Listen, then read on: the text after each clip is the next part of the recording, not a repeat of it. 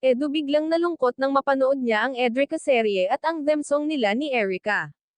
Bago natin ipagpatuloy ang maikling reaction video na ito, hiling ko na tapusin ang panunood nito para malaman ang nilalaman nito at paki-subscribe naman. Maraming salamat. At huwag natin kalimutan suportahan ang ama ng Kalingap na si Val Santos Matubang at si Kalingap Rab. Biglang ang nalungkot itong si Edo nang e-play ni Star Rocks ang video na Edrica serye at ang kanilang theme song. Kitang-kita naman sa mukha ni Edo na malungkot siya nang napanood niya ang Edrica seryeng dahil nami-miss niya ang ganun eksena at syempre nami-miss din niya si Erica at naalala niya ang pagpunta nila lagi sa bahay ni Erica.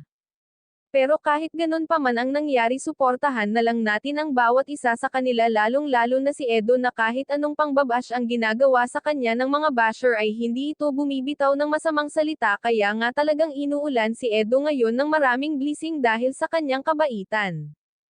At kay Erica naman, suportahan na lang natin kung ano ang gusto niya, at si Erica naman ay nanahimik na at hindi rin bumibitaw ng masamang salita tungkol sa kanyang mga basher. Itong pinag-usapan na ito ay tungkol lang kay Edo na nalulungkot pag maaalala niya ang serye nila ni Erica. Marami na ngang viewers ang naghihintay sa Edrica pero susubukan daw kung papayag itong si Erica na e-vlog siya kahit 2 beses sa isang buwan.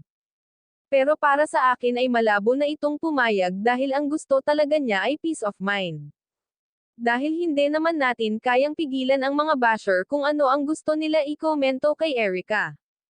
Ganun lang talaga ang buhay pag sikat ka, syempre may basher ka. Ayaw niya na may naririnig na kung ano-ano na lang, lalo na kung hindi ito totoo.